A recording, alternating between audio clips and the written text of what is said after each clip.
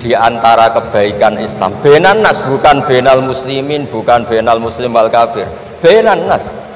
Kita rukun sesama non muslim itu juga ajaran Islam. La khaira fi katsirin min najwahum.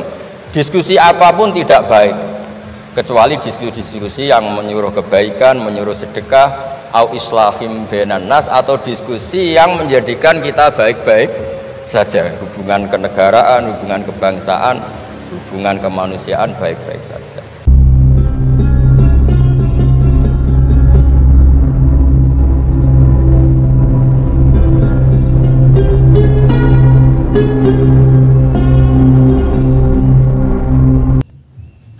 Untuk informasi, ketiga beliau yang duduk di depan adalah orang-orang hebat yang dihubungkan oleh Al-Quran.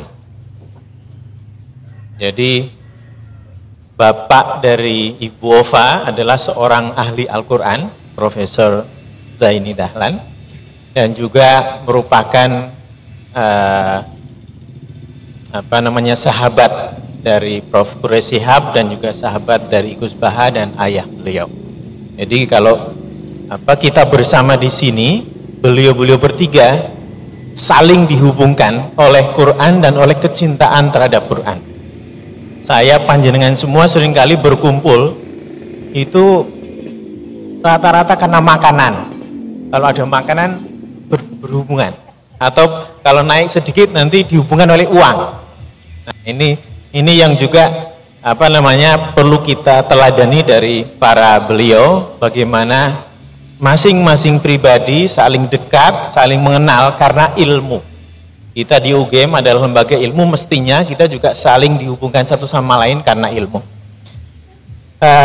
Judul acara kita pagi hari ini adalah merawat ukhuwah kebangsaan, menjaga persatuan Indonesia. Kita di kampus biasanya kalau ada judul begini, itu yang ada adalah sebaliknya. Jadi kalau kita bikin judul, berarti di belakangnya ada masalah. Merawat ukhuwah kebangsaan, berarti ukhuwah kita itu sedang ada masalah. Kenapa kita perlu ngomong menjaga persatuan Indonesia? Nah, kayaknya juga persatuan Indonesianya sedang ada masalah, terutama karena kita habis pemilu. Ada yang jagonya kalah, ada yang jagonya menang. Yang kalah nggak terima, yang menang juga nggak terima karena dituduh curang. Padahal kita sudah mau Ramadan. Jadi kita berharap nanti dari Pak Quraish dan Gus Baha mendekati Ramadan ini, bagaimana caranya supaya kita membersihkan hati kita masing-masing dengan mendekatkan diri kepada Al-Quran, kita cerahkan pikiran dan batin, kita dengarkan para beliau menyampaikan kajiannya. Nah, untuk pagi hari ini kami minta dengan hormat Gus Baha untuk memulai. Nanti setelah itu akan dilanjutkan oleh Pak Quraish Shihab. Monggo silahkan Gus Baha. Assalamualaikum warahmatullahi wabarakatuh. Alhamdulillahirabbil alamin, wassalatu wassalamu ala asyrofil mursalin sayyidina maulana Muhammadin wa ala alihi wa sahbihi asma'in, amma ba'du. Yang sangat saya hormati wonten Abi Profesor Quraish Shihab, wonten Bu Ova, Profesor Ova, wonten semua orang-orang UGM, semua yang saya hormati, termasuk niki moderator nih Pak Munjid. Saya seperti yang dikatakan Bu Ova, saya ini termasuk kiai yang nggak suka kalau ngisi acara dikasih judul, karena itu teror. Teror juga mendikte. Saya berkali-kali bilang itu ibarat saya ini dokter jantung, ngerti pasien saya itu bahaya karena punya penyakit jantung, tapi pasiennya tanya cara ngobati jerawat. Jadi yang masalah serius yang saya tahu saya dokternya, tapi pasiennya yang nunjuk, Gus ini saya punya penyakit kulit, tolong obati. Padahal saya tahu penyakit beratnya itu apa? jantung. Tapi karena ini acara emang harus ada judul, saya terima judul ini meskipun tadi Pak Munjid bilang ada judul itu berarti ada masalah dalam ukhuwah. Saya tadi karena sudah dipuji ahli Quran, sebelumnya terima kasih. Tadi saya sepakat sama Pak Quraisy, terima kasih pada UGM karena sudah memberi gelar Pak Quraisy Kiai Haji. Biasanya hanya Profesor Doktor, ini nggak ada Kiai Haji, ini spesial. Ini penganugerahan Kiai Haji dari UGM, itu keren betul. Ini Mbak Naswa harus mencatat itu penghormatan. Ini yang ngasih gelar Kiai Haji itu UGM. Jadi karena nggak punya alumni yang jadi kiai, yang ngasih gelar orang lain gitu kira-kira. Begini masalah solusi ya. Saya punya sekian cerita, tadi sudah dipuji ahli Quran, saya cerita yang Quran saja.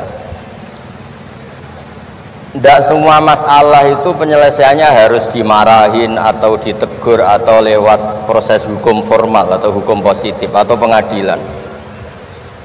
Tadi di hotel saya sowan beliau sudah cerita tentang materi yang saya utarakan. Begini ada sekian contoh dan itu awal dari nggak ada kekerasan, tetap menjaga ukhuwah karena modelnya penyelesaian yang tidak menyinggung, tidak mengadili, tidak mendiskreditkan, tidak memojokkan. Saya punya sekian cerita dan ini boleh dikulak Pak Munjid untuk ngiai di UGM, saya sahkan tanpa hak royalti. Saya itu sering Prof, kiai-kiai yang jadi mubalak sering terima kasih sama Gus, alhamdulillah kulaannya bisa saya jual katanya. Karena saya ini sudah kiai resi, gak mau kemana-mana, tapi yang kulaan banyak diretailkan. Terus terima kasihnya sama saya, dan karena saya ikhlas ya tidak dapat royalti. Tapi sudahlah, royaltinya surga saja. Saya cerita yang rileks-rileks.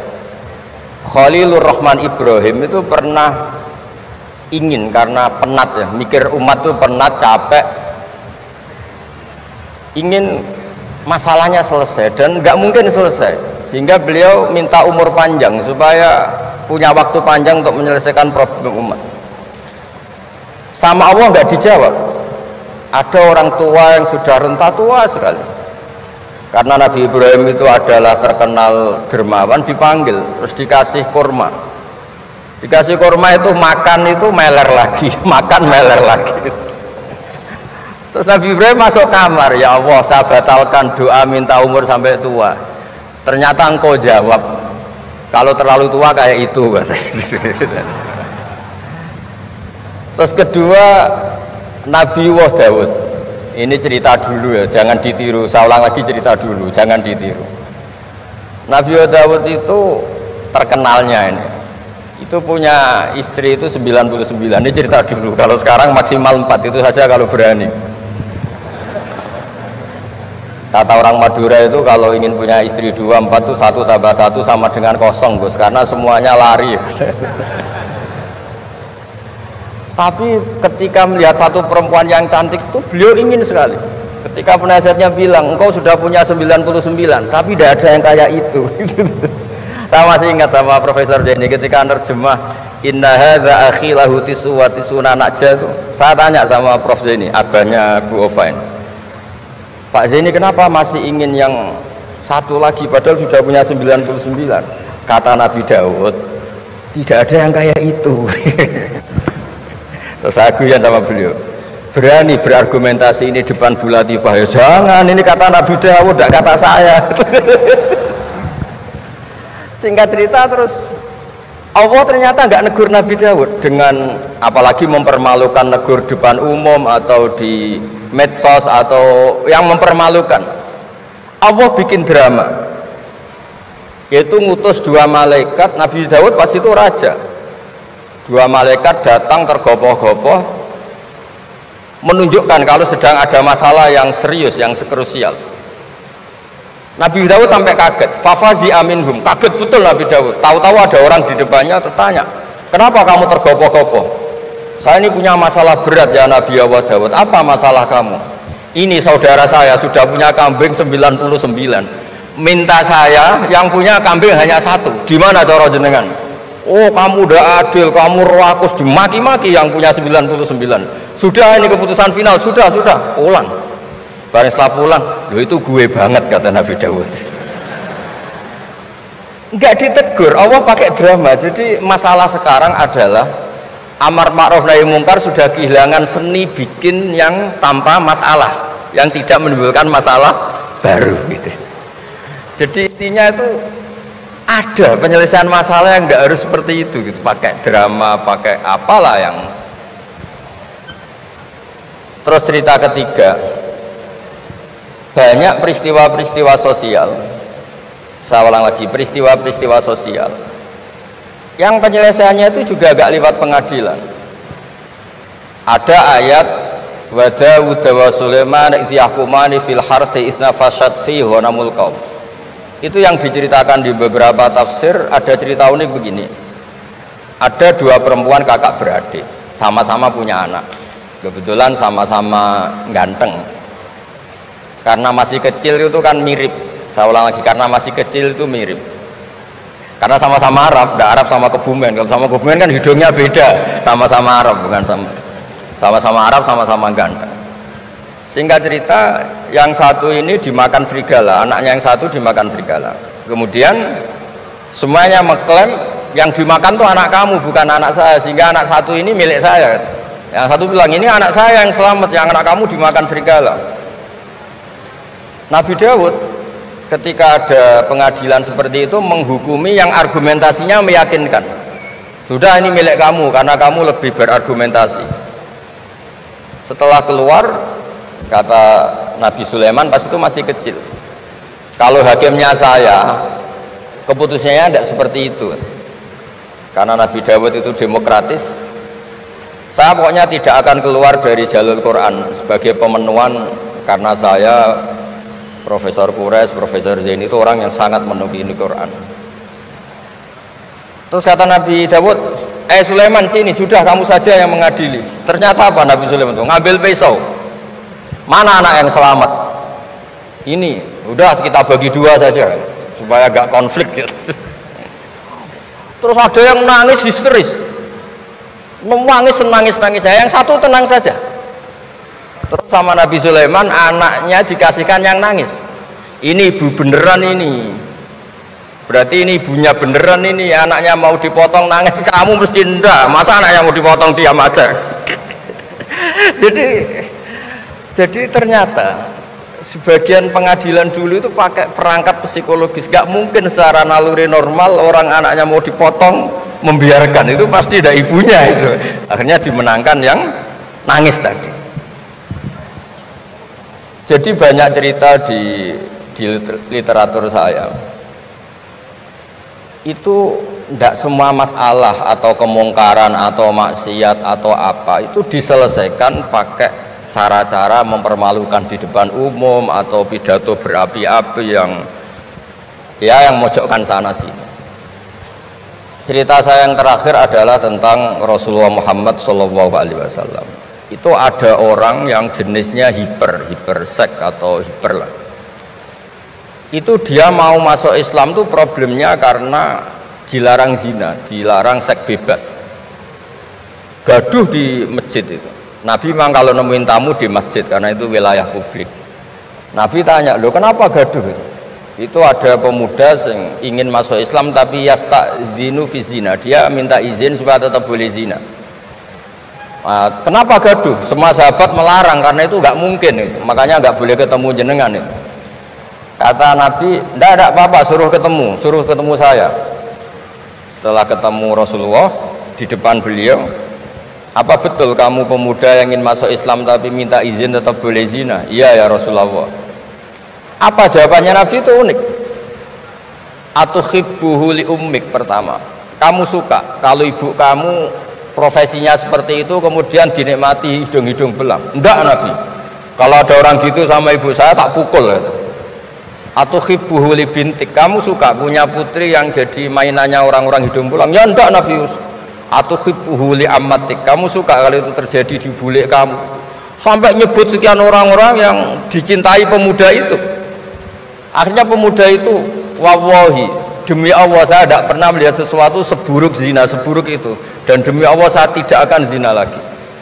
Jadi logikanya diset oleh Nabi, dan Nabi tidak ngancam neraka, tidak marah, tapi logikanya diatur. Itu pula yang sering digunakan di Quran, sering ada kata kul aro'aitum, ya kan banyak di Quran. Aro'aitum itu orang diajak berpikir bersama. Ya, jadi menjaga kemajmukan, menjaga ukhuwah itu dimulai dari cara menyelesaikan. Tidak semuanya harus pakai marah-marah, pakai apa. Dimulai dari Allah sendiri dalam banyak cerita di Quran, di hadis itu suka hal-hal yang kecil, yang keseharian. Makanya dulu itu kalau ulama ditanya, saya ini tidak punya uang padahal ingin makan enak, ij'al idama ka'al ju'a, ya lauk paling enak itu satu, yaitu lapar. Kalau kita puasa makan apa saja enak karena lapar. Orang sudah lupa, ngiranya makan enak itu kalau menunya atau lauknya sesuai selera, itu keliru. Ij'al idama ka'al ju', jadikan lauk terbaik adalah lapar. Wah, kita mau tidur gak enak gini-gini, ingin cari tempat yang enak. Ya makanya kiai kuno kalau nasihati anak-anaknya, kamu kalau ngaji makan yang enak, tidur yang enak. Maknanya jangan tidur kalau gak ngantuk banget, jangan makan kalau tidak lapar banget. Itu pasti semuanya menjadi enak. Nah, orang sudah melupakan kearifan begitu, sehingga solusi-solusi yang dibikin ini lompatannya malah kacau, karena sebetulnya itu ndak adatnya Allah. Terus yang terakhir, ini makalah yang saya bawa dari dalam, ini mungkin nanti Pak Munjid bisa belajar, bisa ya tadi, bisa dijual ini, karena sekarang itu ngaji itu pokoknya keren lah sekarang itu. Ngaji sekarang tuh fid dunya hasanah fil akhirati hasanah. Dulu ngaji itu hanya fil akhirati hasanah, nggak dapat apa-apa. Kalau sekarang tuh fid dunya hasanah wa fil akhirati nggak jelas. Karena sudah dapat upah itu. Nah, ini cerita, ini di tafsir Qurtubi, nafsiri ayat la khaira fi katsirin min najwahum illa man amara bi shadaqatin. Ikutnya suratun Nisa, nanti bisa dicari di, ya kalau orang UGM mungkin di googling mungkin 114 ayatnya itu. Sistem di pengadilan Indonesia, misalnya ada orang sengketa, kadang-kadang dilaporkan ke polisi itu silakan selesaikan secara kekeluargaan. Itu ternyata ini di tafsir Qurtubi di kitab saya baca teksnya supaya nanti ditasih Pak Quraisy. Wa kataba Umaru ila Abi Musa al-Asy'ari radhiyallahu anhu qol rudda al-khusuma hatta yasqalihu fa inna faslal qada'i yuristu bainahum ad-dhaghain. Jadi kalau ada orang sengketa, silahkan kembalikan yang sengketa, kata Sayyidina Umar. Jangan-jangan mereka punya solusi kekeluargaan, karena kalau diputuskan di pengadilan itu bisa yurisud dhaghain, bisa melahirkan dendam, hasud, dengki. Tapi kalau mereka diselesaikan dengan logika mereka sendiri, dengan kearifan mereka sendiri, maka itu lebih baik. Ini juga yang dilupakan, setiap ada masalah itu dikasuskan di pengadilan. Padahal ini andaikan saya dalam posisi pengamat politik mungkin cerita, padahal bisa diselesaikan dijadikan menteri misal, tapi itu tidak wilayah saya. Tapi itu tidak wilayah saya. Andaikan saya datang sebagai pengamat politik mungkin contohnya itu, tapi saya tidak masuk wilayah itu gitu. Cerita-cerita itu masyhur itu. Dulu ini cerita lagi ke Habib Quraisy di Abi Quraisy ya. Pernah ada orang itu saking solehnya beli tanah. Mestinya beli tanah seisinya, lala tanah itu emasnya banyak. Setelah itu orang itu bilang, saya ini hanya beli tanah kok isinya emas banyak, ini gimana? Bilang sama penjualnya. Penjualnya nggak mau, enggak, saya jual tanah seisinya, emas itu milik kamu, enggak, saya beli tanah kok dapat emas. Itu dulu penyelesaiannya bilang, kamu punya anak putri, kamu punya anak laki, ya sudah besaran saja biar nggak kelio. Jadi dulu banyak cerita-cerita kearifan yang orang itu udah harus rame-rame di pengadilan. Ya tadi andekan saya politik, mungkin contohnya nggak usah di MK lah, dimenterikan gitu. Bisa andekan saya politikus. Tapi tidak lah, itu udah wilayah saya. Jadi di antara kebaikan Islam, benan nas, bukan benal muslimin, bukan benal muslim wal kafir. Benan nas. Kita rukun sesama non muslim itu juga ajaran Islam. La khaira fi katsirin min najwahum. Diskusi apapun tidak baik kecuali diskusi-diskusi yang menyuruh kebaikan, menyuruh sedekah, au islahim benan nas, atau diskusi yang menjadikan kita baik-baik saja, hubungan kenegaraan, hubungan kebangsaan, hubungan kemanusiaan baik-baik saja. Ya, sekian mukadimah saya, nanti ditambahi Abi Kures, Profesor Kures. Sekian, dan saya ada salam dulu karena pasti provokatornya ini provokasi lagi. Jadi kalau moderator itu kan bikin sesuatu indah, ini jadi tidak indah. Masa orang sesantun saya dibilang harimau, itu kan kacau. Itu nggak bener itu. Karena kalau di Indonesia, oh ini negara nggak bener, kayak hukum rimba, yang kuat menang. Yang kuat itu kan harimau, wah, jadi masalah kan. Tapi saya maafkan karena di dunia kiai ini masih mu'alaf, latihan kiai. Saya alhamdulillah orang-orang UGM memang sering ketemu saya dulu zaman Pak Panut. Ini rumah saya ganggu ya berkali-kali. Jadi ya tidak apa-apa, silahkan salah karena Allah Maha Pemaaf. Monggo. Pakai ini mau pakai